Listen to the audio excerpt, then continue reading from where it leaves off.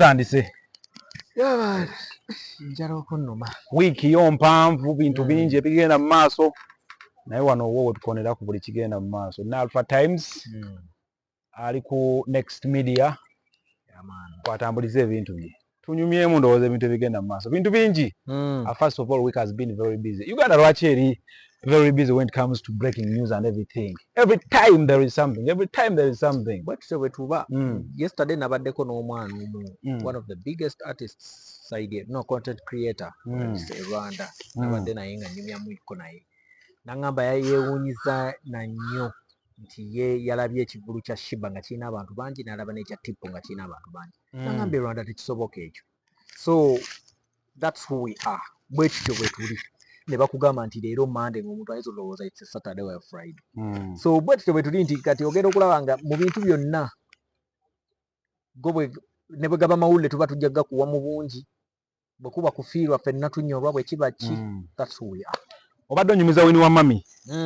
Nti eneka nti tuli yala just we are just poor bro. Nina abantu bendabye. Nange kennyini sobola kwejjamu. Nyinza okuba sinafunamuko ku majja. Naye nze ow'emyaka ena emabega nange ono bwe twesanga twekyawa. Kati mbadde wano nendaba video ya Wini wa mami ne ŋŋamba nenkugamba nti tuli bubi. Just tuli yala. Because we all remember that girl. Videos ze shooting ng'ali waka. Videos ze shooting ng'ali mu lukuubo lw'ewaka. Enkuba etonnya ekola biki bwe yali afaanana. Nga omutunulira bw'oti n'ogaabugambi she cannot be my type. Mu statement yemu era tukyasobola ogikola naye ng'ate ekyusizza amakulu. Luli ng'olaba nti she cannot be your type ng'olaba wa wansi. Kati saawa eno era ogamba nti she's not my type. Kati ate olaba nga ali over the bar. Na ebikolwa ebyaffe bye tukola tebisobola determininga mu maaso kaawo kuba kati Wini kati omuntu nganze Wini alina kubikola bye yakola emabega awo nga naddala ayingira breaking ku TikTok okwo ebitasobola kumva mu mutwe ne wenjogerera. Yakola ki? She was on a live ya TikTok. N'afuuwa. Owulira n'afuuwa n'akwata ebipapula n'abikunya n'agamba kati nze ngenze mu ttooyi. Ku live ng'ekya recordinga. It's content. N'agenda n'atulikira eyo ng'era tukyawulira. Olwamala n'akomawo. N'akomawo ku live ye. But when you remember. Dakiika ngaaga ngayiseewo n'akomawo. Kati ne bw'alikola ki. No, when you remember. Tekigenda kumva mu mutwe. Bw'oba ojjukira Wini oyo. Abadde Rio nnyo obulamu bwe naddala ebyo ebiseera. Yali nnyo Rio nga si ye muntu bano abaagala okwekwekereza ng'abantu abalala. Nti atulage nti alaga kirala ne Wini yashootingiranga mu ddiiro lyewaabwe mu korido yewaabwe awo mu lukuubo. Kati ne byonna by'ogamba. Nedda mu complain zange temubaddeemukko kushootingira mu lukuubo. Kwekwata n'ambuzi ebikola ebimu bye yakola. Anti kyekigamba nti yagezezaako okusigala ng'ali Rio. Like for example, farting in Africa ffe tukirabanga ekizibu naye mu nsi ezimu nze saagala. Farting is okay. Kati gwe ku mukazi era one of my turn off singane n'omuwala. Mukola ky'omugoba. Era bwentyo bwe ngikyusa ne ngenda gye. Era kyofola kati Wini ne waali nyuma atya. Gwolaba ku nze kyekisooka okunzija mu bwongo. Kati wali ebikola by'olina okukola mu nsi muno. Nga making sure nti biyinza okutambulirako mpaka bw'oliva mu bulamu bw'ensi. So at whatever level gy'oyinza obbaako mu bulamu bw'ensi, make sure you don't turn into a public nuisance. Biyinza okukukosa mu maaso kaawo. Kati ne waali nyuma atya, ne waali tambula ne King atya. Tosobola kuba muko kafaananyi awo n'ogamba nti maybe it was just accidental, she didn't intend. N'akwata olupapula n'aluza n'alukunya bw'ati. Kavidiyo abaana bakanoonya awo bajja kalaba. Nala abantu bange nga mukyali ku live kuno. Kangende. Nze ngenze. Anyway, nakasaala bika bulungi ze point yange. We should appreciate. Ate n'ekirala omuntu yenna nze endabika ya Wini it's a moral lesson mu bulamu buno. Waliwo ne DJ yagobako Eddie Kenzo. N'amugobesa oluyimba lwe mu bbaala emu.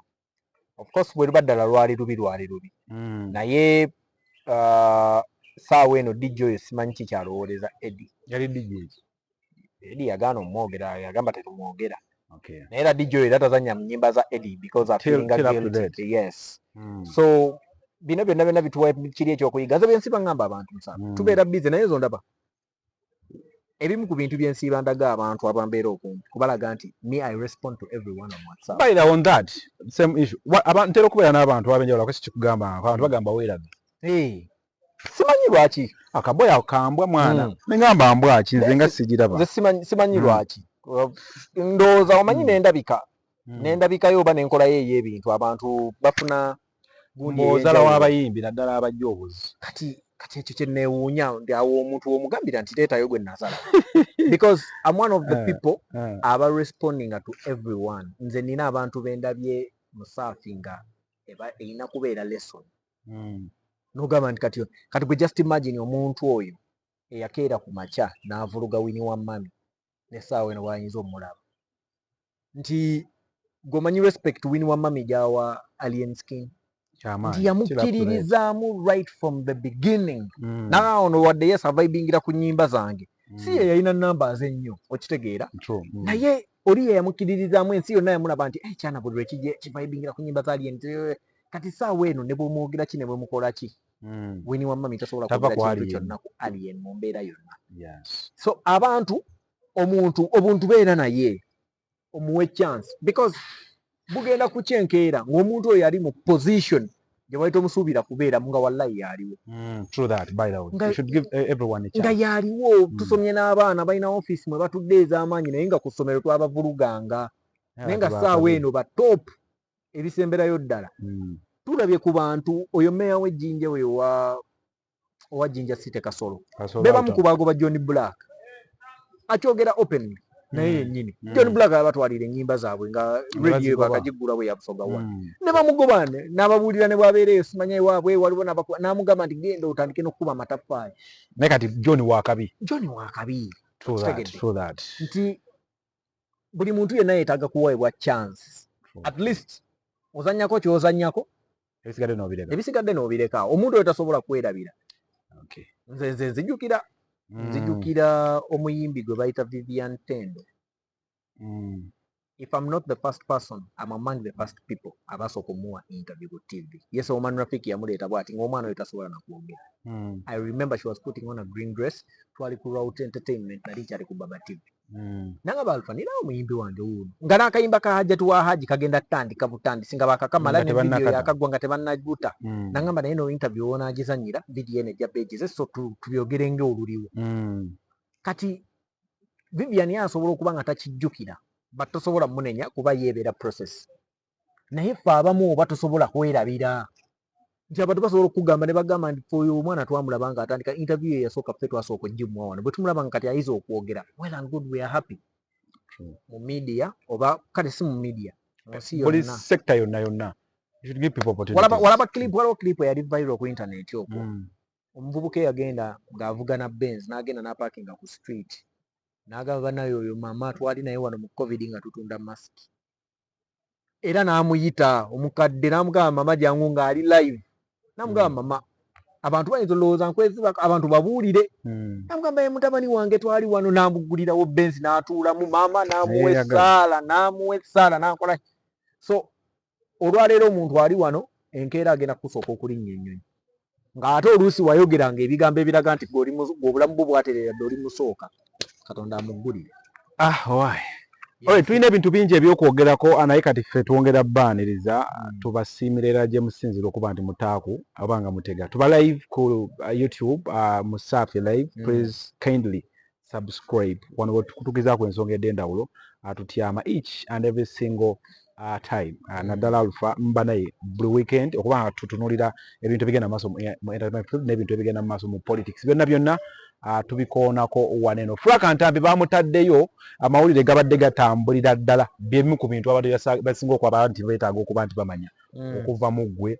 Frank omuntu gwe bamuteekerako ddala nti ye yamutaddeko era nga bwe kiri bagamba Jeff Kiwa era ensonga bagamba nti okwogera ebigambo ebitajja n'okukosa brand y'omuntu n'atalekerawo. Repeatedly n'addamu ng'abiddamu. I was supposed to have Frank ku Megatron channel emu ekoleba Moze. It was Friday. Moze n'agendayo bamukubira na simu kuva ku sedi wenyini awo kuba simu bali bagisigaze katwawo jangu okime simu mukumuyita ne bamugamba waye kakati nga tojjamu bujja bamutwala butwazi still up to that byonna wobiwulira oli munnamawulire tutandike ku kwogera kwa Frank Antambi n'okumusibaako ebiyinza okuba nti bigatta. Could it be a reason for Frank to be inside now? One, abasibye Frank bayagadde mulagako. Then two, not everyone would take someone behind bars. Tulina bangi nnyo betulabye aboogedde ebigambo ebikambwe ennyo naye ne babaleka. Bantu baboogeredde ebigambo ne babaleka. I'll give you an example. Oyo Spice Diana alina abantu abaayogera nti batta omuntu. But they didn't do anything ku bantu abo. Okitegeera ate nga kyo kye waaligambye nti kyo kikambwe nnyo okusinga ebirala. Era naye erudde erujjukira nti era bo baakwatako ne bateekayo Rita Dancehall yakeera n'akola statement yali enkambwe nti singa ekintu kyonna kintuukako essaawa eno mumanye baba bakintuusizzaako. So bali yali abatadde mu bulamu obukambwe mukko. Okitegeera kati ku Frank Antambi like any other person musajja fenga ffe abasajja ekkomera Katonda abaali kutaasizza yali kutaasa yekka tetutambulira mu bulamu bwakomera bwakusibwa ebitemu mbeera yonna mikisa gyakusibwa. Saagala kugamba mbu oba byeyogera bituufu oba tebyali bituufu kyamutuuseeko yali munda wetwogereza ali munda and we can't do anything about it kubanga Frank okubeera mu kkomera essaawa eno abamuli okumpi bagezaako okustopinga embeera eno kukola ki okubeerawo nekitasoboka.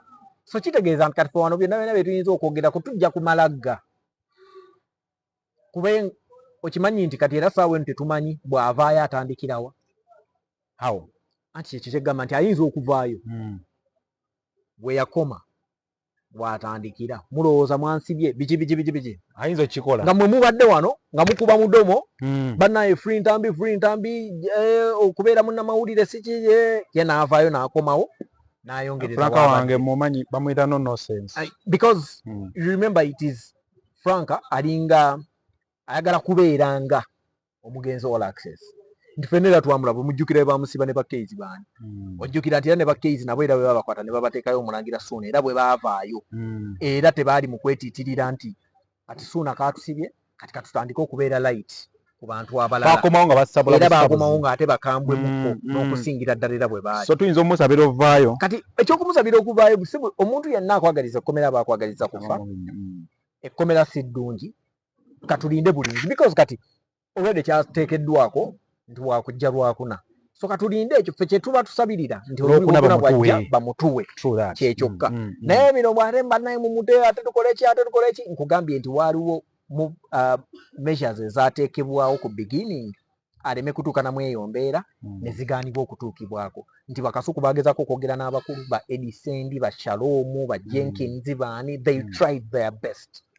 There is a point that I actually gye nawulira abantu abamu nga bagamba nti oluusi abantu betubeera nabo tuyinza otuleetera okukola ebikolwa ebituleetera embeera eyo nga Frank gy'alimu kati anti katulina abantu babadde akola nabo. He has been making some statements here and there and then. Omuntu yenna atudde naye kati osobola mugamba nti wayi Frank oyiseewo komakaawo oba n'amanya nti eno gundi point gy'akola eyinza okuba ya bulabe ne bakatemamu. They just pick information from him, they upload.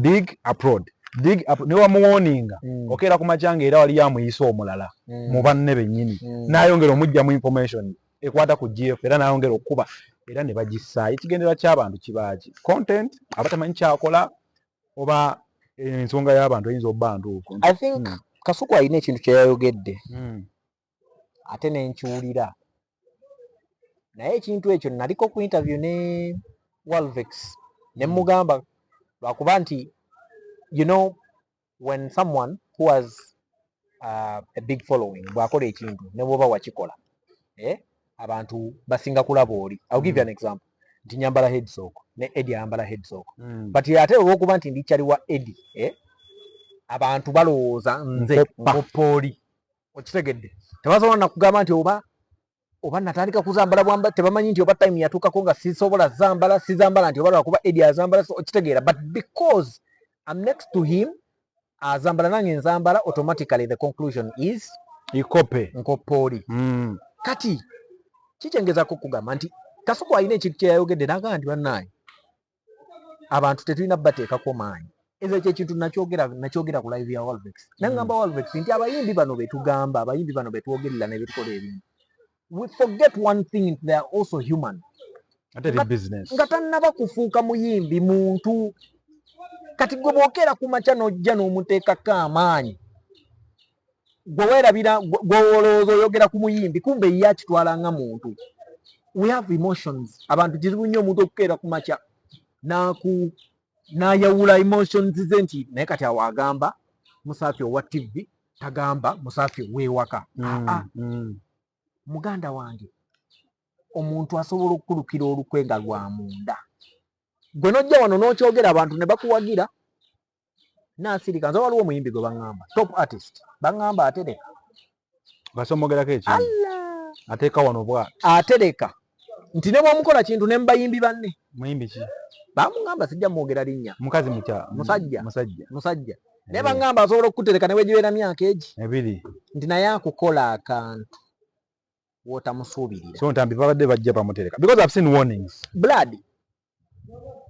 Tukijje ku ntambi. Tukiteeke ku balala. Ne bw'obeera nga gy'oli ng'oli mulala. Nga wakeera ku makya n'oyogera ku muntu mweno industry. Omuntu oyo asobola okufuna payback. Jakkuba. Nze nayogera kuko ku saha. Bwe nayogera ku saha yagamba abantu abamu. N'abagamba nti byayogera biyinza oba bituufu oba si bituufu. Naye branding eyange. Agikosa. Ne byayogedde ayina ddiiru zanzitidde. Twale jinja nga saha kunoonya. Okitegeera. Kati waliwo n'omuntu for example kati nga Azawi yakeera ku makya n'ayogera ku sound wa Fenoni n'amuvuluga. Enambole. Wano ku Serena. Oba yali show ya muyimbi kyo yayimba Olufaransa ya Levis. Tonyigira bwe yagamba nti yakola tweet nga y'amaanyi nnyo n'ateekamu Fenoni n'agikuba wansi olwa sound atali mulungi n'ebirala byonna. When you talk to the people who work with Fenoni, they will tell you nti omwana oyo yayogera nga tamanyi nti oba tulinamu emirimu egimu egiri mu queue egy'abantu abamu abaali batu nti kati ojja n'oyogera bw'otyo ku Fenoni ng'owa Next Media abadde alina n'ki gy'ayagala okukola. Nga nze ne mpanika omukono ne babuuza nti production house gye tubatuwa nti Fenoni nti balive okitegedde. Gwe n'okikola bw'otyo and you walk away naye nga tomanyi bulabe bw'otaddewo. So mu industry muno bino byetwogerako nti ebya content na biki. Let's always address the subject, not the people. Oyogere ku mbeera omuntu nga tomunyiga. You have to give examples. Omuntu n'omuwa n'omugirira bw'oti kankubulira abaana bakasuku era omuntu asobola okugamba kati kankuwe example yennyini kuba kati Frank Ntambi ali next to Kasuku. Olowooza Kasuku ye tasiibye ng'akuba abantu taboogerako. I mean Kasuku yolowooza no industry gye tulimu yayogera biki ebyenjawulo ffe bye tutogera. But how you package your information also matters. Examples egyensiiba mpa abantu. Musaafi bw'obeera n'omukazi ewaka nga ye mukyala wo ne weddugaza leero najja n'akugamba naye Musaafi weddugaza si kirungi okweddugaza. N'omukazi omulala najja laga oli muntu mukulu naye ne weddugaza oswaza wena kati bino biki bonna abakuwadde information y'emu naye ono ansembyeyo ogireesa otya nti abaana baffe gye bali eyo mu mawulire. Franka y'omu ku bantu aboogeza authority eyo ng'omulaba byayogera bituufu era ayogedde ku nsonga tayogedde ku muntu. But how he packages his information nkambwemu nti omuntu aba awuliranga omuntu aba awuliranga okitegedde aba awuliranga omunyizi. Franka ne baba n'aba akomyewo kye tuli musabira saawa apackaging takyusa mu content we naye packaging package how you deliver your message. Anaatunda atya because people actually think for uniquity in some things. I know it's now going to be a very, very hard transition for him, but he needs it. Blood. But I think even Kasuku yakyusa because Kasuku yali packaging amwe mabega wali eri si eno system agimanyi ensonga gye nvuddeko nti waaki abatawabula ku baana bano ndi Ntambi nga tetunagenda kumpewo waneeno wagize bubi era sigenda kassaamu naye we tukomawo kikole bwoti waba kataddemu n'okasalamu kuba omanyi ebintu ebiyinza oleetera omuntu obuzibu. But if you keep uploading the same omanyi ebimu ku byasinga okumakinga Ntambi it's just that people forget too much. Ebimu ku byasinga okumakinga Ntambi yali muntu wa byafaayo nga asoma musajja musomi nga wa byafaayo nga ayogera ku kintu n'akirelatinga n'ekiriwo. That's why people loved that guy. n'akyuka. Bw'ogenda n'otuuka ekiseera n'obeera personal n'ova ku ky'abantu kye baakwagaza, omuntu yekka eyakola ekintu ekyo yali all access. Bapengepenge babikola because tebaliiwo. Tolina ky'osobola mukola kati. Okitegedde? Tolina ky'osobola mukola. You don't need to attack personalities. Kati bano era ojja kutunulira the likes of Jenkins n'abalala. They attack people, they attack personalities, but in a light way. N'ajokinga ne museka nekiggwawo. Bw'akikoleddeko fun ye ne kimuyisa bubi. But the majority tuseka. Naye waliwo omuntu ajja n'ayogera. I'm not saying ntambi. Mu industry muno mwe tuli mulimu abantu abajja oli n'ayogera nawe n'owulira ddala nga baaba ng'akonye amuyingidde ng'owulira ddala amuyingidde ng'owulira kiri paasomba okitegeera. Naye Uncle Eddie yali akiyina sendi yalekera awo yali akirinamu sendi yali asusse naye Uncle Eddie ye ebimu ku byamukyusa kati nga bw'olaba because simanyi oba kyekimu ku byamukyusa naye yayingiramuko ku business ng'ate yeetaaga bayimbi ate baayogeraho okitegeera kati nga ojja kwetaaga abayimbi abo kuba nze nina omuyimbi yaŋŋamba nze sobola kugenda kweyo apo ekola newadde taliiko naye atukosezza ebbanga naye ne waliwo n'abayimbi abalala nze nina omuyimbi top gwe nagamba nti naye olaba eno app tugyetaaga ng'agamba kati nga naye yakiyitiza kweyo level okitegeera. So I think it should be a transition for him when he comes back. Yes. Tudde eri ku drawing board eri winning formula gye twaliko eri eya history ndiwogera kwaza wetuwe muyimbi bagundi bewatuwange edda. Olaba Shalom. The meeting Uncle Shalom by the way. But I like his content. I like everything byakola. Naye Kasuku era ye yamuleeta. But remember Kasuku era bwe yaleeta Shalom yamuleeta mu mbeera ndala. Shalom naye n'agivaako nadda ku kirala. Yamuleeta mu mbeera. Omanyi omwana oyo yasooka n'amuleetera ng'amuleetedde mu bintu nga byakwogera ku maanyi ga kisajja na birala. Kuba musawo mbw'alina eddagala. Yes, musawo. Ate n'abakozesa ku bintu bye bagamba bikola. Maanyi ga kisajja. Ababikozesaako bonna nze bempuliddeko bentegeddeko. Bonna bagamba bikolera ddala. Naye kati he's this person who also has knowledge about the entertainment industry. But oyina woolaba nga mukambwe nnyo kati ng'olutalo lwe lwalina ne Tamale Junior. Bw'otunuulira olutalo lwe beerinako ne Tom D. Okitegeera? Tom D teyali stand. Muganda wange teyali. Byali bya ddala. Anti kati abaana tosobola bazanyisa stand. It's about money. Bagezezaako nnyo kuuma gundi yaabwe eyo. At least mu bimu ku bye bayize ku mukulu. Kyekyo. No stunts. Kasuku siba stunt naye. Tomugula nnyo mu stunt ezo. Nange ndi omu ku bantu tosobola teeka nnyo mu stunt zo. Tosobola. Kunteekamu. So kati awo tulaga because ndikulaba threats naddala mu mulimu gwaffe guno abantu bye balikola naddala abali going extra mile because we have a live example Isma All Access. I think ku bintu ebimu byakyusa Kasuku ono kufa kwa Isima n'abantu abalala bajje babeera mu kkowa bwetebweto Kasuku azze akyuka mpola mpaka kati omuntu gwe tutunulira kati yeeyogerera bintu bye bya kisiru ne waba alumbye muntu akonako bukonyi katonda adda ku byekisiru bye. Even before kufa kwa Access yali akyuse Kasuku ya transition ya Kasuku abantu gye batalaba entuufu weeri nti Kasuku yava nnyo mu kwanalizinga n'afuuka moderator. Yafuuka host. Nti goloza aja abantu bamunyiigira okuba ng'asobola okukyaza Musaafi n'akuba Alpha n'akyaza Alpha n'akuba Musaafi ng'ate balowooza nti kyali wa Musaafi anti kye bamunenyeza buli kimu kyonna. Kati yava ku eri level. Era kizibu nnyo kati saawa eno okuyita Kasuku ng'omuyita kwogera ku bintu pozi nga bikwata ku ye. Ezo ojjukira wano ku the next media bamuyitanga ng'asobola okujja bwe bakolanga uncut zaani wikire whatever nga bamuyita najja countdowns. Kati yateekawo ekyo ekyokuba nti takyali nnyo muntu wa kwanalize nga bamutunula interviews zebakola ne Bazumbe babeera mu bintu byabwe byakusaagirira kwogera ati naye gwe tewamulabye format yaabwe yakugeya biti bw'obitwala serious obeera okoze ensobi. Bo bantu ba bintu byabwe byakusaagirira byakutambulira mpola. Tacyateeka nnyo ku gundi maanyi nti asobola okujja n'ayogera ndi Alpha toleete n'olugezigezi lwo ffenno tuli ne bwe tuti nga mu butuufu owulira yagamba bangoba okitegeera naye kati wanyiiga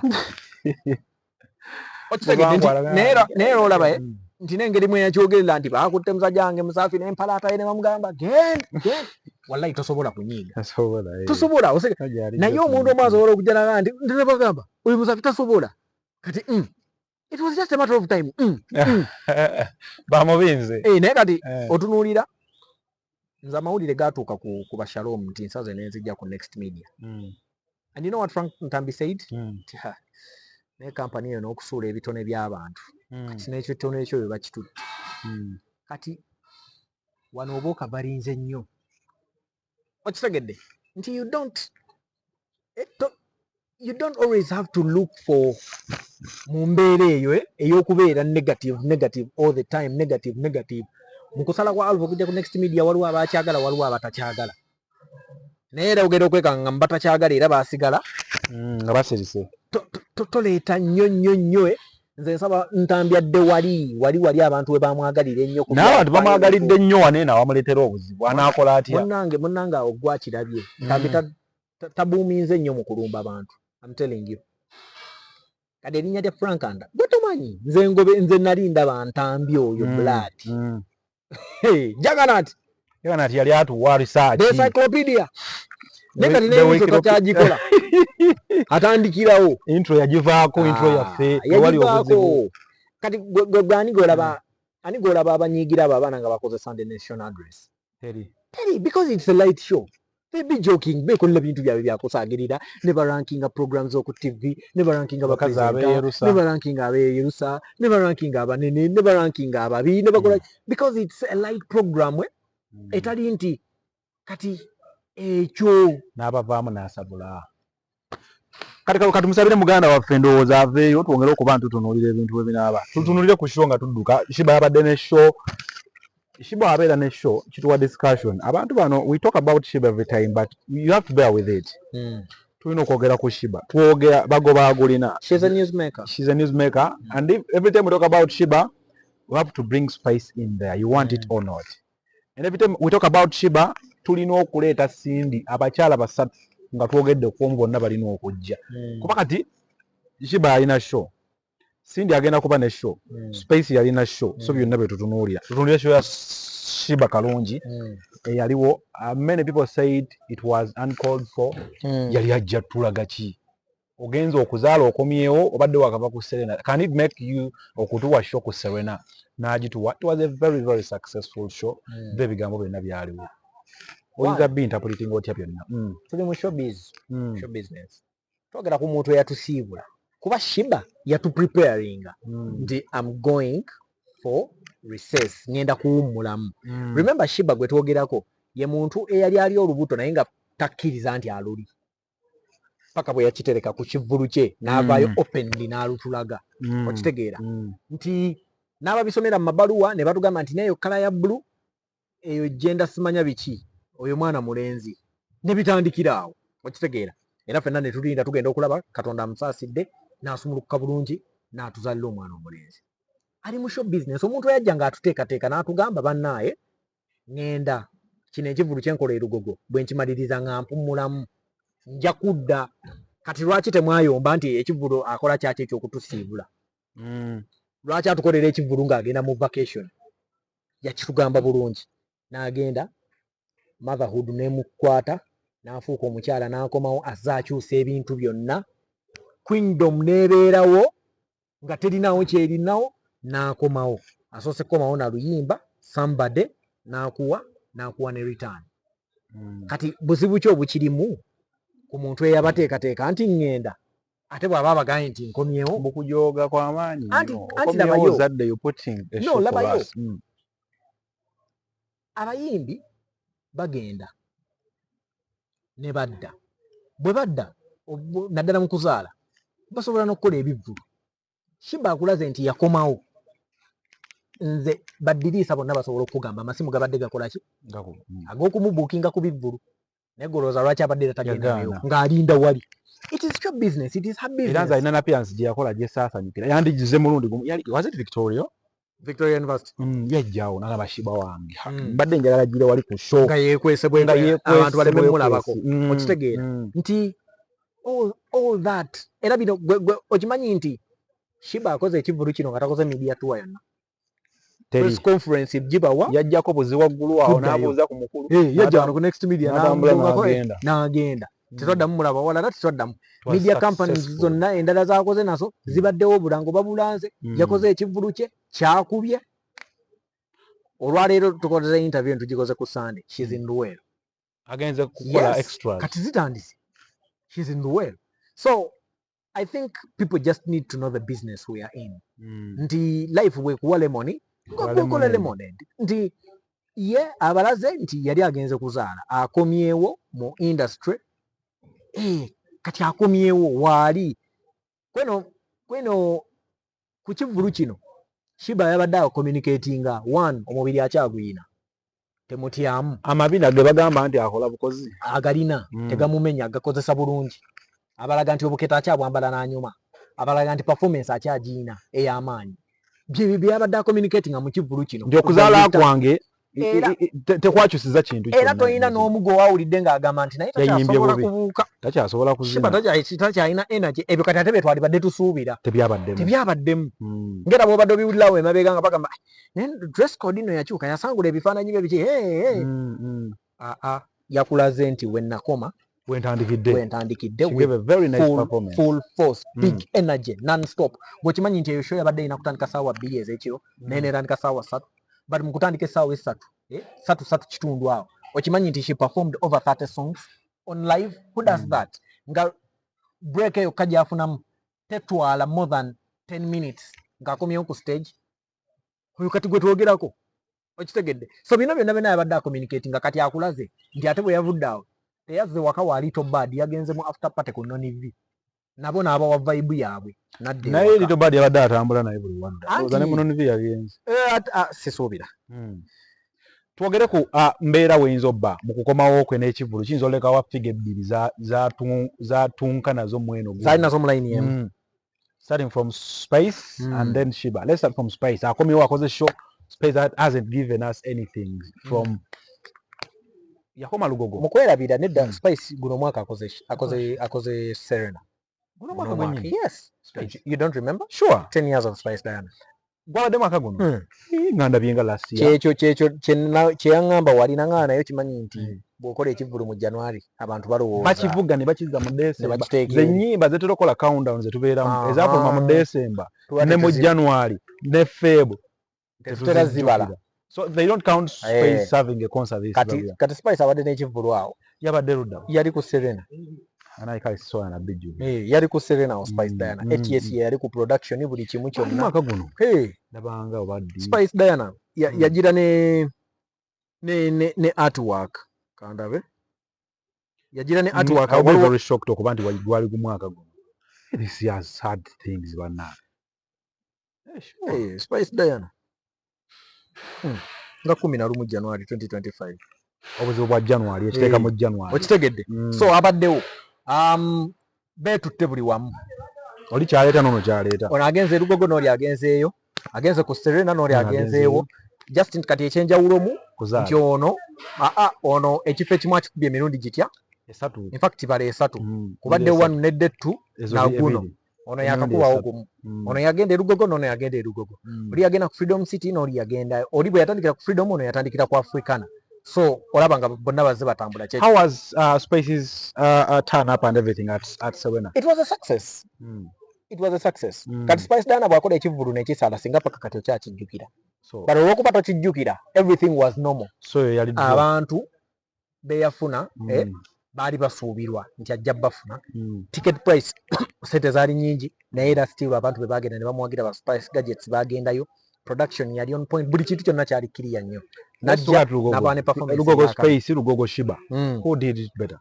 Spice Diana had bonna balina X factors ku bivulu byabwe ojjukira Spice it was all about the stage yasooka n'atuwe yali mwana yatuwa stage yazimba arcade mu kisaawe wakati nga gye twalabye eya tipo yamukoledde very very nice one kati ono naye n'agendayo ng'alina lubuto okitegedde erugogo yagendayo mu lubuto buli omu yalina factor ye eyamwogezaako ennyo ku bantu mu numbers bonna ne bafuna ate era bonna mu numbers buli omu yafuna abantu mu bungi in fact abantu abamu bagaana okugamba nti olwa disorganization eyali ku miryango gya SHEEBAH singa abantu balina bangi nnyo n'okusinga betwalabako so katuti abalaba nti bakyatambula betwala mpa kino nkuwe kino mpa kino nkuwe kino kati buli omu azzaako ki in terms of concerts and even music definitely bagenda tour Spice has given new songs but I don't think they will give us another concert this year because bonna batuwadde omwaka guno concert so kati tukijjewo ekyo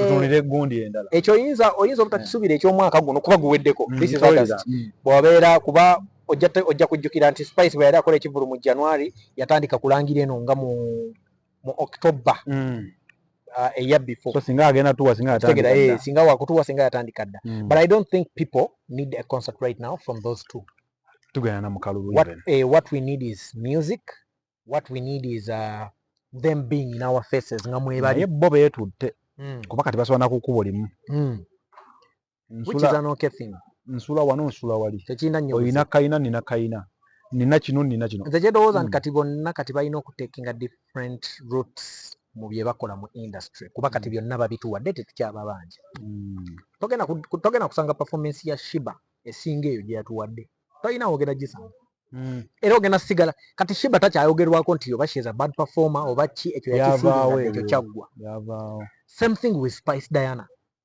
togenda kuddamu musanga wantu ogambe nti Spice ayine naje ennaku zino okitegedde omanyi Spice abimu ku bizinza omuyambako okwapinga game ye Spice mu shows ezo ba promoters bamutegekamu outside Kampala eyo mu byalo ewala oba mu districts ez'enjawulo she has been considering live performances eyo ya muntu abeera mulalamu Spice gwe twogerako ayina bagita source records ng'ovudde ku source management yeyiye eri studio n'abayimbi abalala bakolela rehearsals agirina so she can go in any time to do rehearsals so if you talk about energy it is expected because yetegese she's said she's on pace nalabye oli kabiri ke nalabye ka Spice nga kadda nenewunya nti Spice gwe nalaba akali akaana now this is the time when we can actually compare her ku SHEEBAH nti tubala abayimbi abakabi kati mu ggwanga Uganda nga bakyala okumuleetawo if you don't talk about SHEEBAH era discussion ziri mu bantu babiri otampa SHEEBAH ogenda kumpa Spice so I think that's something very nice kinene nnyo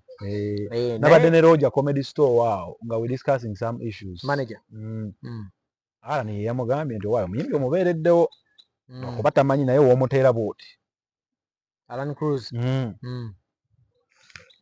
nze obutaddamu mmulaba naye munnange kankubuulire nali kyali ku Galaxy awo waliwo ekivulu kye twalina kyali kamuli kyali kyaku Easter Sunday nga twagala bayimbi kambalekera ebitiibwa byabwe naye tulina abayimbi be twatuukako okukubira amasimu wallahi nga nabo bali booked nga tebaliiwo nga waligambye nti ono naawe ono yeshuwa nti ono asobola okubaawo ate badde okufulumya hiti myaka 5 emabega ono wallahi nakugamba Alpha ndi luweero ate bwe nvaayo ngenda mityana people are busy okitegedde kati Spice ku level gy'aliko celebrating 10 years nga buli mwaka abadde akuwaamu hit etali emu ezitali bbiri muganda wange Roger ne bwamuta kati takyagwa Spice takyagwa blood waliwo abayimbi kati golowooza mbu Irene Namubiru okubanga tomulaba kuyimba Jinja buteriyo basobola mutegeka gye bali but her price tag is Juliana Kanyomozi not because nti tebali Kane Spice yayingira awo bayingirawo dda omuyimbi ejano n'atukuba omwaka gumu ng'atukubyemu hit mbadde mmanyi nti Roger yaba n'akatiba ka Spice nti kati olina kuzzaako kino wano eno w'okikolera bw'oti n'amuta ebyo buli omu Roger byakolera singa abadde abikola ku muyimbi mubi era singa tebatuuka waawo naye ne Roger naye ali ku muntu I think Rogers abaddeko n'abayimbi abalala bayambyeko naye oyinza olaba nti it is two way nti era ojja kwekanga kati gwolowooza nti sagala kwogera mannya manager omu yakwatako ku muyimbi omu n'amuleeta n'amuteeka waggulu n'amuta n'agenda myaka gyadda myaka even before the death of Moses Radio n'akwatako ku bayimbi abalala va bakwatako baganya okkuba kiba kitegeeza nti it is two way nti manager ono abeera mulungi naye n'omuntu gw'alina alina obbanga mulungi ate ne Katonda naye aba amuyisirizzaamu oluuzi ebintu bino tubibuusaamuko amaanyi ga Katonda biba birimu muganda wange waliwo omuyimbi ava mu record label n'agenda ng'akyaliwo ng'akyalina eddoboozi lye buli kimu n'afulumya music naye music n'ataddamu kukola it's not kati oyo osobola okugamba nti wali manage kati awo nze kyobola nga nkugamba nti oluusi ebintu ebimu birimu Katonda ng'abeera Katonda nti Katonda awo aba yakuyisiza nti awo muganda wange awo oba oliira nti ojja kubeerawo ogambe nti alfa siva ku baba bannange naye nga Katonda yagamba nti okubeera ku next media weetaaga galaxy sooka ove ku baba ojje wano oba sooka ove ku galaxy nga bwekito bwe kirina okuba kati we don't need to fear trying olina okugezaako kuba olumu Katonda awo akuyisirizza kati Spice Diana byonna byakoze omuntu bwagera kumakya n'agamba nti naye Roger bw'ona agira omwana oyo naye ne Spice twongere okitegeera nti naye alaze nti Roger manager mulungi ne Roger amufunye kiyinza obba tuwe nga omuntu yenna agamba nti Roger wolekera Spice agudde nga tusobola okukiyeta bwe tuti nti Spice wolekera Roger ne Roger naye agudde kyekyo kye nkugamba nti bonna saawa eno buli omu bw'aleka munne kimukosa kimukoseza ddala buli omu yeetaaga munne bwe banaatuuka okweta era eribeera agreement in fact tetulowoozaako nti ababiri abo balituuka ekiseera oli n'agamba nti nkuleese ngenze personally I believe tujja tubiwulira naye bikyagaanye this is what I think Roger will sit on table with Spice tutukoze tutya bakeere bukeezi kumakya bagambe nti kati thank you for the great work thank you for the services thank you for your time thank you for your efforts and everything kangende mufumbo bwange kangende nkola ekirala nawe nkwagaliza birungi naye bino betuwulira mbu omuyimbi aligera kumakya n'agoba manager ne manager aligera kumakya n'agoba tuzze tubirabanga bibeerawo era bwe bibeereddewo era obalaba sayidi emu ekola ki ekka agoba obugobi omulala yabonaabona tumalize ne Tipo mulabe show yabadde etya Tipo let's actually compare Tipo omanyi temwagala comparing but we have to compare things you want it or not because Tipo ava mu West yakoze show nga yakabinya you'd expect this turn up from that boy by the way obanza abadde tannategeera maanyi ge bulungi naye yafunye abantu nga maanyi bagamba nti basi ze baleese sobola kujjuza abantu bewalabye omwo I think basi ze baleese sinza okuba za contributingzeko naye si audience yabadde omwo yonna so I think Tipo yascowalinze e Kampala n'afuna ku bantu nga yavudde Kololo yavudde Makiri yavudde Luddawa bonna ne bagenda e Kololo kati ekyo gwe kennyini okimaze kankuwa example tiimu mu by'omupiira Chelsea wejja n'ekuba Leeds United goal 5-0 tekikola mawulire in fact katukirabire ku Arsenal tekikola mawulire teyamukubye 5 jjo yamukubye bamuwadde 5 5 I had some information nti Tipo mu kuteekayo show ye there is a certain artist from Balala eyamugamba nti kati oyo ne waanaateekayo kyo talina kyagenda kukola era talina kyagenda kufuna and information says it nti RAYG yayogera ebigambo ebyo nyabo obiruddeko otuona simanyi oba RAYG naye one what in the corridors has it nti abantu tebalaba nti RAYG amubeereddewo nnyo on his show era ogenda okulaba in fact if you watched this show online or if you've been watching all the clips posted on different social media handles abantu abasingawo kasita batuuse okupostinga RAYG ng'obalaba nti naye tubadde tumanyi n'okubaawo taabeewo biki omwana teyamubeererawo you get so bw'oba olina ekyo kyewawulira ng'ate you connect dots with that nti abantu balaba n'okumubeererawo abadde tamubeereddewo one would be right to make nsonga ki eyinza okugaana RAYG okubeererawo omwana oba okuzimba omutima because I've actually had it many times nti RAYG ayinza obba ayinamu ku mbeera ate kati neewunyiriza okuba namulabye ku concert ku concert yazze era najja ku last n'aperforminga a producer says it was the arrangement some people say it wasn't you know did you see it coming RAYG like to come and perform here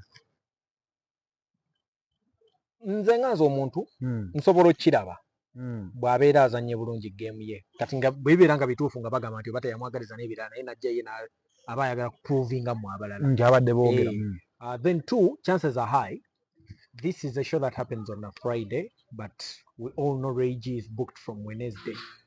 So asobola n'okuba oba yali booked somewhere mikolo n'ebirala. I don't want us to conclude mu bintu ebisinga obungi, njagala ne tumuwamuko ka benefit of doubt. But also, if it happens to be nti teyamwagaliza, then it is bad. Naye waliwo n'omuntu obutakwagaliza nga ekyobutakwagaliza akikola mu mutima mulungi. Waliwo obutayagaliza obulungi. A case in point, when I was joining NBS, some people told me eyo gyogenda ogenda mu nkokola waliyo basita baayo neddogo balyogera obadde neddogo of course edyogera buli wamu bali banyere kubukeddewo ovudde ku Galaxy wobadde oyina amaanyi, now you're going to start again biki okitegeera odda ku zero kati omuntu asobola okuganaga Alpha nze saagala ogende saagala n'alabira ddala nga bw'abeera oba ayina n'abakulu abalina ku next media basobola okujja okukuba akalimi asobola okujja n'akublackmailinga oyo Alpha gwe mugendo leeta takwatagana n'abantu ali bwati ne bwati. Ayinza okuba ekyo ekintu omuntu oyo aba akikola nga takikola mu bubi nti takwagaliza, naye nga ye ayina ebintu ebimu oba byalowooza nti byogenda otomera, yet wano wooli they see you progressing. So also nakyo kisoboka nti RAYG maybe he didn't want this boy to lose his fast growing brand, because we all know over the years Mbarara had so many artists, but the new generation took over. Yes. And RAYG happens to be the king of the new generation from Western region. Alaba omuntu omulala ajja, but they are going to lose track, and he doesn't want them to lose track. Nakiyinza obba nti ye ayagala mulungi omu. Nakyo kisoboka okweyagaliza si kibi. By the way, if one is selfish and it's for their own good, I don't have anything on them.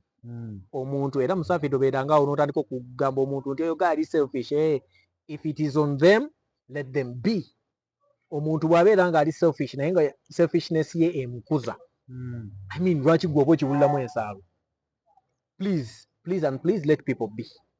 Kati omuntu omu yanyumiza statement gye ntandikiddeko nti oli yagamba nti RAYG yagamba nti kati omwana tippa agenze erugogo agenda kwerabisa bwerabisa tasobola na kuweza bantu waawo bayinza wera 200 mwe mugenda laba. Omanyi statement ya engeri gye tugejinga abayimbi baffe Uganda, concert kikulu, concert yemu ku bigejinga omuyimbi bw'okola ekivulu ne kikulya mugana nga okakasa abantu nti oli wakabi kiba kizibu kiyinza okuviirako kalyayo koma. So in most cases I think in one way or the other njagala tusigale nnyo kweri side y'okuba nti yali tayagala brand ya mwana egwe, naye bw'aba ddala yali akikola mu mutima kuba kati ekyo kisigala ku mutima gwe. Bw'aba ddala yali just amwagaliza nga alaba there is another talent that is going to take over ye bamukuba agwe wansi, then that is bad, because tekinyuma kubeera king y'omuwantu. It makes more sense when muli bangi, teamwork, two heads are better than one. Muba mweteekako mukula mukola ki.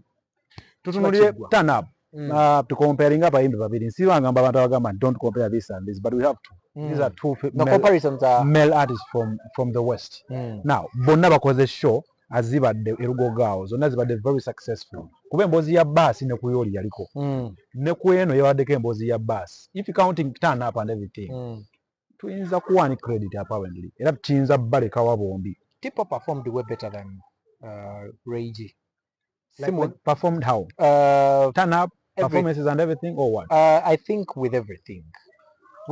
Ku turn up ya RAYG gye walaba abantu abaali wali abangi nga ki? Anti kati kyemba nkugamba nti Dr. Jose Chameleone tetukyamuwaana nti yayimbye kuba kyetumusuubiramu.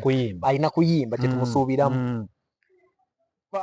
Omupiira gwa which year was that? Man U bwe yatuuka ku finals ne Chelsea mu Champions League. Van der Sar yakwata gundi eye ya the last game tugende ku final, semi-finals tugende ku final. Van der Sar yakwata. Abantu ne beeyogeza n'okweyogeza Van der Sar bamwongeza omusaala biki. And Ferguson was like, but that guy is paid to do that. Aina kukwata. There's no news about that. Temuyina kutugamba ate tumwongeze omusaala. No. Ekikulu okay is the man of the match. Tetuyina kumwongeza ekyo kye kimusasuza. My whole point is RAYG has been big. Having numbers at cricket over Lugogo. It was expected. It is expected. Than this boy who is not even booked in Jinja or Mukono. Kuba nagambye sisuubira nti waliwo omuntu ayinza obookinga RAYG ku Trans-Africa wonna egundi tipo yes. Naye nga twogera ku RAYG eyabookingibwako emalaba ku booda ebusiya. So RAYG okujjuza Lugogo, it is well expected. It is very expected. So kati ono mwana okujja n'afuna namba ze yafunye ge mawulire ate agamaking okuba kyekyo kyenkugamba nti kati aba asobola okuba nga oli amusinze mu buli kimu nti gwe omulaba ng'omunafu nti okimanyi nti kati kankubuulire kankuze ku mupiira ku video okumpi wano. Arsenal yakubye Man U goal 1-0. Yakubye Leeds. Nekuba Leeds goal 5-0. Ekya Leeds tekikola mawulire nga kya Man U nti Arsenal okuba Man U ge mawulire okuba Leeds si mawulire. RAYG okujja najjuza gwe blood nze ndabyeko RAYG nga bamulanze lwakubiri naye nga show ya lwakusatu mu bbaala ne bajja nawe ekyali ku villa was magic ne wajjula ebivulu byonna byabaddemu wano e Kampala, ebbaala zonna zabaddemu wano e Kampala. In fact oyo omwana lw'abantu butoogera naye that boy, he's one of the most expensive boys RAYG artists in Kampala here for performance. Not Western. Wano e Kampala wano. RAYG. Oyo gwe tolowooza nti gwe obutamulaba. Omanya RAYG wammeka. Wano waliwo ekintu abantu kye batamanyi. Kati omuntu wakubira essimu ejjinja ategeka ekituuda. Nagamba RAYG ayinza otujjako sente mmeka. Omuwa answer. Kati RAYG ekitone nnyo. Ati kati naye amaanyi ge bwe gali n'ebirala. Wano mu Kampala olaba. Abayimbi batono abasukka miliyoni 6 wano e Kampala wano okuyimba. Oba tono we bali siganye tebaliwo. RAYG asukka miliyoni 6. Eriyo in Kampala. Mwaba abatono mwali. Wano e Kampala wano. Kijja ku nze. RAYG yasaba omusajja wa Villa ategeka night shades of Kampala Mr. Henry Eza.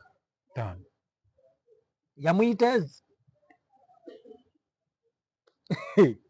Bosaga no saga. That boy is not a joke. What makes him very exceptional?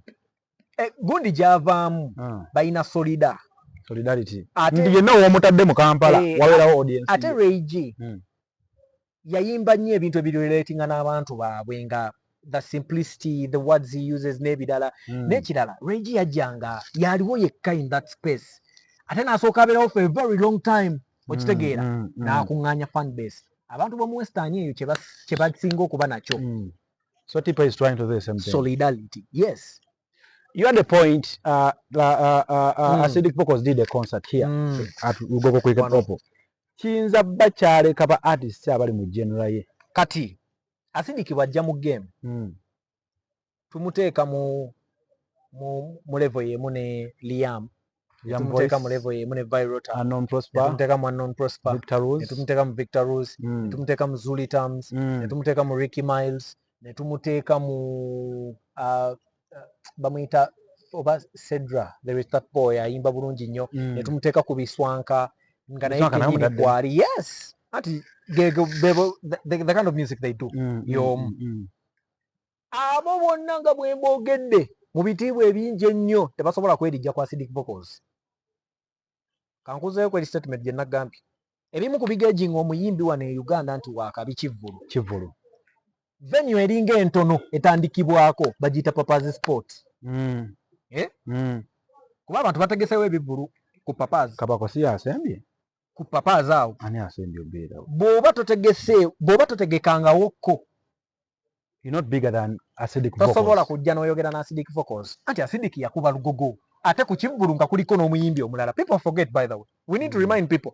On the same day, kwaliko Mudra, who has stood the test of time with so many songs and a big catalog. Yeyo date yaliko onomola we Nigeria. Oba yaliko Gravity. Kati oyo yaliko Gravity. Bonna ne bafuna turn up nga ziri awo. So what you mean is, apparently kubayimbi abakola genre ya R&B and is it Afrozouk? Abo abaana tubatwala awo mwaba abaana. There is no anyone bigger than Acidic Vocals. Tewali n'omu amusinga as it stands now. What if I give you Virota? Nkati kwanza tuyinza ogivaako ne tudda ku ndongo ku muziki nti Virota alina ennyimba zo tuyinza okugamba nti zandisinga ku catalog eyinza osinga ku ya Acidic Vocals. I've been with some I've had conversations with different producers. But these producers will tell you that boy is different when he's in studio. He's exceptional. Acidic. He's a producer himself, by the way. Yes. He's very, very different. He's a very, very different blood when it comes to music kati and everything. omuntu ajja kukoba nti kati okugera ekyo lwakuba tuli basoga kati olukubisaawo kikyo No. oyinza mugaitira ku bigambo No. Kati nze bw'oggiramu eyo line nti Alpha ayogera because oli musoga ate naye line yemu. Jangu, you come and prove me wrong. Omanyiza ebyo byenjagala. Kati point gye nkuwadde. Idi Amin. Ompadde, and if you actually gauging some people, you have to gauge according to the concerts. Now these are musicians. You have to gauge them also according to the songs and music. Okwata katalogo ya Verota wano. Nokwata because I'm trying to prove abali eyo. Teka katalogo ya Verota wanene y'ennyimba. Teka katalogo ya Acidic Vocals. Nakutegedde dda, kankubule akagenda okunyiiza. Reddy and Weasel were one of the biggest artists we have in East Africa. You agree with me? Yeah. Kenzo was one of the artists abasinga okulabibwa nga abatalina kye bali. Waneno. Before or even apparently? Before, mu time eyo gye twogereramu. Kuba nkuleetedde Reddy and Weasel. The boys went to the BET for a nomination. Nga bagifunye. Kenzo also got a nomination. He brought the accolade home. Ani yaddamu okusigala nga munene ku balala. Eddie. Bw'oba tonnabakola oli kyakoze, Blood oba tolina ky'oyogera. Kati gwe oba olina endongo, anti n'oli yatadde cricket obo, ekyamuteesezaawo ndongo. Music. Si ndabika, because he had something like 3 big jams nga they are making. Okitegedde? Yateekaawo ng'ate ekimuteesezaawo ndongo. Kati naawe okakasa nti owuwo waaki? Wamaanyi. Muteekaawo. Tukwate Verota tumuteekeko. Ate bonaagaba bajjaga nti abasoga be bamuwagira gw'oli muki? Abaganda bajje. Naawe bajje ababo. Ezo arguments musabe abantu bazikuleeteranga. There is no way, you cannot rule out the fact that Eddie Kenzo is bigger than any other artist right now. In Uganda. In Uganda. Yes. Because yalina byalaga. Nze bangamba muzeeyi ebimu ku byamwanguyiza okwongera okwagala Eddie oyo. Nti baatuuka ne babikkula Wikipedia ya Eddie. N'eyabayimbi abalala be baali bamugamba nti b'amaanyi. Nga bali ba line 3 nga ye amanyi nti omuntu ddala owakabi yawangula. Gojja kuwoza muze. Tumuleetera live zimabe kibikyale tukoze wakabi mu kuperforminga zimanya stage ze zikola biki nti katulabe soko tekemo. Stika udo unateekewo tulabe kiki. Okuperforminga ennyo yafuna kinnaga ku kye yafuna nga tewali. Kubanga twogera ku muyimbi abantu gwe basooka ne bagambwa ayina mukisa. He's just lucky. Abeera lucky emirundi emeka mu abamu gye batalo. Okitegedde? Kuba teri mukisa gujja leero n'enkya gugize ku BET guzize ku Nickelodeon guzize ku Aprima guzize ku byonna. Wulira ffe twogera n'abayimbi nze njogera n'abayimbi njogera ne bamaneja b'abayimbi. Okimanyi nti ensaalwa kiri paati kufa abantu. Yes. Omanya ensaalwa eri ku bayimbi b'e Uganda wano ku Alien Skin? Naye bamuyinako. Allah. Akeera n'akolera vidiyo mu kifo kimu ng'akozesezza na simu. Gwe n'oteekamu obukadde 10 n'ogira buki ye n'akugamba nti tugende ku YouTube. Ebyo ebintu byonna ate kati ensala eyinza obba evaawa kuba bajja kugamba nti ffe tumusinga. Anti omusinga ki? Atuze mu mwaka gumu ng'alina hiiti 10 n'ategeka ekivulu mu nnaku 4 n'akiteeka ku venue abalala bonna be batadde ababadde bamaze ebbanga n'abasinga numbers. Oli n'agamba nti waliwo situation kweyagirira biki abayimbi omwe tebafunanko situation ne bagikozesa. Anti teyafaanana n'eri. Bwe omukisa gwe bakugambye situation yajja kankubulire tewali muyimbi Uganda mu bayimbi banene atafunyeeko situation ng'emufevaringa. Buli omu abadde na buli omu. Kati woba gwe chance yo tewagikozesa sit down. We having a part apparent n'ennyimba endala. Waliwo situation etambuza Alien Skin kati kuba kati ali kutambuza endongo eri kutambula. Anti kati kati Alien Skin era ebimu ku bimuyamba.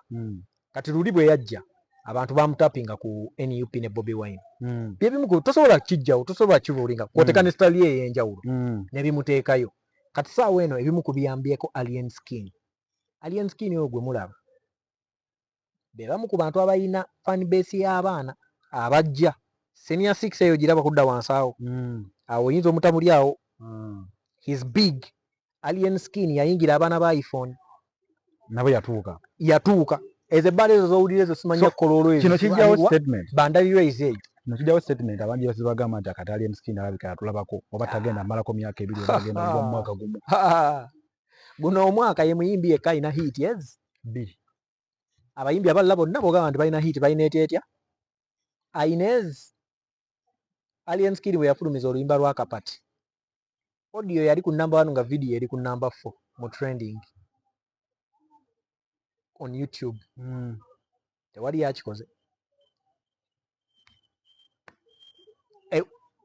Endongo yonna mu mbeera yonna oli bw'ateekawo ekyo Eddie kye yayogera yagamba nti gwoba ogamba nti si w'amaanyi nti oba biki YouTube yajja bbanga ki wagijoyininga ddi yagijoyininga ddi twasimbula ebigere 10 wakuba ennyimba ezaakuba ku booda ne zidda naye n'akuba ezikuba ku booda ne zidda n'ayongera n'agenda n'akuba ebisaawe gwe wakomawa nga tolina kyoddamu.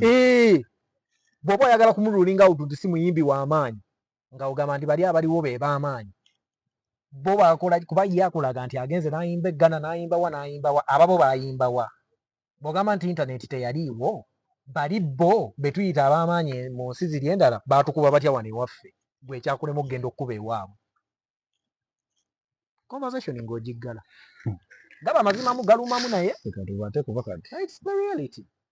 Ekintu ky'omuntu ng'asinga musaafi aba asinga omuntu nga by the way kati kankubuulire when we want to talk about artists who have ruled for this industry for a very long time, Eddie Kenzo will sit down.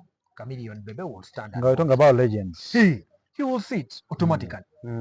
Bwe tugamba abayimbi nti oba kuba abayimbi buli muyimbi yenna omanyi nti nze ntuuka ekiseera ne ŋŋamba nze Chameleon namuwadde ekifo kya nnamba emu e Uganda. Nakimuwa. Naye bw'okera ku makya n'oleeta argument ya hit ku hit. Okimanyi nti era waliwo abayimbi abakiyina naye nga Justin tebamanyi nnyo nga tebawaddemu nnyo nga bakuba oluyimba ku luyimba. Tubadde naawe ku Comedy Store. Maddox okuva lwe yayimirira paka lwe yavaawo ng'abantu bali waggulu bwe bati. Bwe tugenda mu bbato bateebeera ne time basobola okugamba nti 10 minutes buli omu. Mu 10 minutes buli omu aleete. Bw'okwata Chameleon n'omuteekawo n'okwata ne Maddox n'omuteekawo era abantu tebajja tuula. Maddox ajja kukuba namagembe omusajja akube basiima ogenzi. Ono akube kino but he's underrated. Tali nnyo mu byasibizi biki tali mu ki. Underrated and even no gundi yali underrated Maddox. Chameleon ye ekimufudde owakabi mu bana abantu bonna.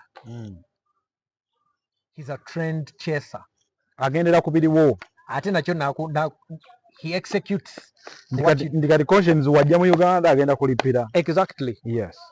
Ate na ku execution ye yakabi nti delivering sa akuwera ddala. Ajja najja nti baani abaliko ba alien skin baani nakwata banana remix.